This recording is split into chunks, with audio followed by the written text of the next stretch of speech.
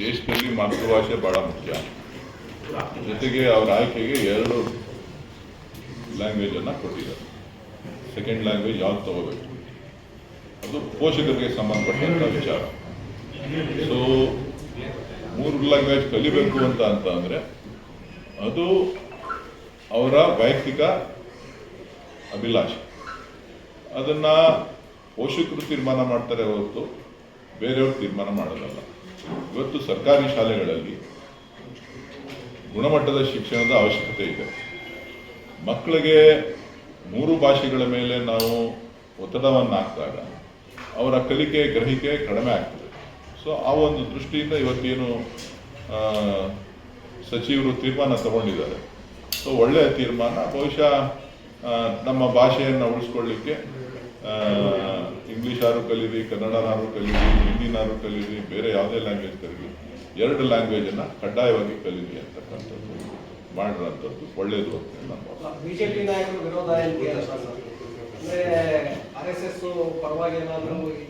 ಇಲ್ಲ. ಬಿಜೆಪಿ ನಾಯಕರಿಗೆ ಸರ್ಕಾರ ಏನೇ ತೀರ್ಮಾನ ತಗೊಂಡು ವಿರೋಧ ಮಾಡಬೇಕು ಅನ್ನೋದು ಒಂದೇ ಅವರ ಗುರಿ. ಅವರ ಕೇಂದ್ರ ನಾಯಕರನ್ನ ಮೆಚ್ಚಿಸಬೇಕು ಅಂತ ಅಂದರೆ ಅವರು ಹಿಂದಿ ಪರವಾಗಿರ್ಬೇಕು.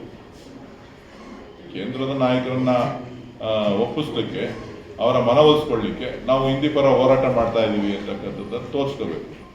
ಸೊ ಬಹುಶಃ ಅವರು ಯಾರು ಕೇಂದ್ರದ ನಾಯಕರಿಗೆ ಮನವರಿಕೆ ಮಾಡಿಕೊಡ್ಬೇಕಾಗಿರ್ತಕ್ಕಂಥದ್ದು ಕನ್ನಡವನ್ನು ಕೂಡ ಎಲ್ಲ ರಾಜ್ಯಗಳಲ್ಲೂ ಅಳವಡಿಸ್ಕೊಳ್ಳಿಕ್ಕೆ ನೀವು ಒತ್ತಾಯ ಮಾಡಿದ್ರೆ ಆಗ ಅದು ಸರಿ ಅನಿಸುತ್ತೆ. ಟಿಕೆಟ್ ಕೇಳಿರೋದು ತಪ್ಪು. ಈಗ ಯಾರು ಮಾತಾಡ್ತಾ ಇದ್ದಾರೆ ಅವ್ರು ಮಾತಾಡ್ತಾ ಇರೋದು ಇನ್ನೂ ಮಹಾಪರಾಧ. IPL ಘಟನೆ ನಡೆದಂಥ ಸಂದರ್ಭದಲ್ಲಿ ಯಾವ ರೀತಿಯ ವಾಗ್ದಾಳಿಗಳನ್ನು, ಯಾವ ರೀತಿಯ ಪದಗಳ ಬಳಕೆಯನ್ನು ಮಾಡಿದ್ದಾರೆ ಅಂತೇಳಿ ನಿಮ್ಮ ರೆಕಾರ್ಡ್ಗಳಲ್ಲಿದೆ. ಸೊ ಅದನ್ನು ತೆಗೆದು ನೋಡಬೇಕು. ವೈಯಕ್ತಿಕ ಆಸಕ್ತಿ ಇರ್ತಕ್ಕಂಥವ್ರು ಮ್ಯಾಚ್ಗೆ ಕಾಸು ಕೊಟ್ಟು ಹೋಗ್ಬೇಕು. ಮೊದಲಿಂದನೂ ಕೊಟ್ಕೊಂಡು ಬಂದಿದ್ದಾರೆ, ಮೊದಲಿಂದನೂ ನಡ್ಕೊಂಡು ಬಂದಿದೆ. ಸೊ ಇದನ್ನು ಸ್ವಲ್ಪ ವ್ಯಾಪಕವಾಗಿ ಅಪಪ್ರಚಾರ ಮಾಡಲಿಕ್ಕೆ ಬಳಕೆ ಮಾಡ್ಕೊತಾ ಇದ್ದಾರೆ. ಬಿಜೆಪಿ ಶಾಸಕರು ಟಿಕೆಟ್ ಇಸ್ಕೊಂಡಿಲ್ವಾ ಅಂತಂದ್ರೆ ಅವರು ಇಸ್ಕೊಂಡಿದ್ದಾರೆ. ನಾನು ಯಾರನ್ನೂ ವಿರೋಧನ ಮಾಡಲ್ಲಪ್ಪ. ನಾನು ಯಾಕೆ ವಿರೋಧ ಮಾಡ್ತೀನಿ? ನಾನು ಹೇಳೋದು ಇಷ್ಟೇ, ಆಸಕ್ತಿ ಇರ್ತಕ್ಕಂಥವ್ರು ಕಾಸು ಕೊಟ್ಟು ನೋಡ್ತಕ್ಕಂಥದ್ದು ಒಳ್ಳೆಯ ಬೆಳವಣಿಗೆ. ಅದು ಏನು ನಮ್ಮ ರಾಷ್ಟ್ರೀಯ ಐಕ್ಯತೆಯನ್ನು, ರಾಷ್ಟ್ರೀಯ ಕ್ರೀಡೆನೋ ಅಲ್ಲ. ಅದು ಒಂದು ಕಮರ್ಷಿಯಲ್ ಗೇಮ್. IPL ನಡೀತಾ ಇರ್ತಕ್ಕಂಥದ್ದು ಒಂದು ಕಮರ್ಷಿಯಲ್ ಗೇಮ್. ಸೊ ಕಮರ್ಷಿಯಲ್ ಗೇಮ್ಗಳ ಬಗ್ಗೆ ನಾವು ಹೆಚ್ಚು ಜನಪ್ರತಿನಿಧಿಗಳು ಗಮನ ಹರಿಸ್ತಕ್ಕಂಥದ್ದು ಅಷ್ಟು ಒಳ್ಳೆಯದಲ್ಲ. ಸ್ಟೇಡಿಯಂ ಸ್ಥಳಾಂತರ ಬೇರೆ ಆಗುತ್ತೆ ಅನ್ನೋದು. ಯಾಕಂದ್ರೆ ಟ್ರಾಫಿಕ್ ಜಾಮ್ ಆಗ್ತಾ ಇದೆ ಅನ್ನೋದು ಒಂದು. ಆಸನಗಳ ಸಂಖ್ಯೆ ಕಡಿಮೆ ಇದೆ, ಸಿಟಿ ಮಧ್ಯದಲ್ಲಿ ಇದೆ. ಈಗಾಗಲೇ ಸರ್ಕಾರ ನಾನು ಸೂಚಿಸಿದ ಜಾಗ, ನಾನು ಆಯ್ಕೆ ಮಾಡಿದಂಥ ಜಾಗ, ಇವತ್ತು ಅದನ್ನು ಸರ್ಕಾರ ಮನ್ನಣೆ ಕೊಟ್ಟಿದೆ. ಸೂರ್ಯ ಸಿಟಿನಲ್ಲಿ ನಾನೇ ಅದನ್ನು ಪ್ರಸ್ತಾಪನೆಯನ್ನು ಇಟ್ಟಿದ್ದು, ನಾನೇ ಅದರ ಬಗ್ಗೆ ಪ್ಲ್ಯಾನ್ ಮಾಡಬೇಕು ಅಂತ ಹೇಳಿದ್ದು.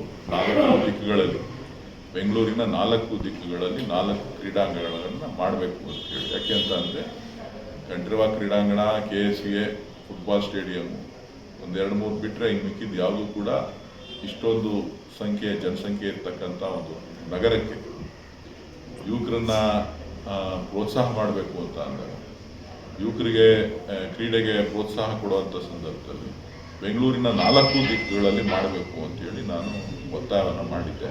ಅದರಲ್ಲಿ ನನ್ನ ಕ್ಷೇತ್ರದಲ್ಲಿ ಲೋಕಸಭಾ ಸದಸ್ಯನಾಗಿದ್ದಂಥ ಸಂದರ್ಭದಲ್ಲಿ ನಾನೇ ಸೂರ್ಯ ಸಿಟಿನಲ್ಲಿ 100 acres ರಿಸರ್ವ್ ಮಾಡಬೇಕು ಅನ್ನೋ ಮನವಿಯನ್ನು ಕೂಡ ಮಾಡಿದ್ದೆ. ಅದು ರಿಸರ್ವ್ ಆಗಿತ್ತು. ಅದಾದಮೇಲೆ ಪ್ಲಾನಿಂಗ್ ಎಲ್ಲ ಆಗಿತ್ತು. ಅನೇಕ ಬಾರಿ ಈ ವಿಚಾರವಾಗಿ ನಾನು ಸಚಿವರನ್ನು ಮತ್ತು ಜಮೀರ್ ಅಹ್ಮದ್ ಅವ್ರನ್ನ ಮತ್ತು ಶಿವಲಿಂಗೇಗೌಡರ ಅಧ್ಯಕ್ಷರನ್ನ ಎಲ್ಲ ಭೇಟಿ ಮಾಡಿ ಸಾಕಷ್ಟು ಚರ್ಚೆಗಳನ್ನು ನಾನು ಮತ್ತು ಶಾಸಕರಾದಂಥ ಶಿವಣ್ಣವರು ಮಾಡಿದ್ವಿ. ಅದು ಕ್ಯಾಬಿನೆಟಲ್ಲಿ ಕೂಡ ಅನುಮೋದನೆ ಆಗಿದೆ. ಸುಮಾರು 50-60 ಎಕರೆ ಪ್ರದೇಶದಲ್ಲಿ ಒಂದು ಅತ್ಯುತ್ತಮವಾದಂಥ ಒಂದು ಕ್ರೀಡಾಂಗಣ ಆಗ್ತದೆ. BDAನಲ್ಲೂ ಕೂಡ ನಾನು ಮಾನ್ಯ ಉಪಮುಖ್ಯಮಂತ್ರಿಗಳಿಗೆ ಮನವಿ ಮಾಡಿದ್ದೇನೆ.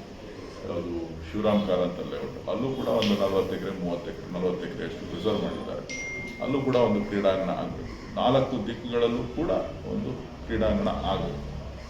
ಬಿಡದಿ ನಾವೇನು ಮಾಡ್ತಾ ಇದ್ದೀವಿ, ಅಲ್ಲೂ ಕೂಡ ಒಂದು ಸುಸಜ್ಜಿತವಾದಂಥ ಕ್ರೀಡಾಂಗಣಕ್ಕೆ ನಾನು ಸ್ಥಳವನ್ನು ನಿಗದಿ ಮಾಡಲಿಕ್ಕೆ ನಾನು ಸಂಬಂಧಪಟ್ಟಂಥವ್ರ ಹತ್ರ ಮಾತನಾಡ್ತೀನಿ.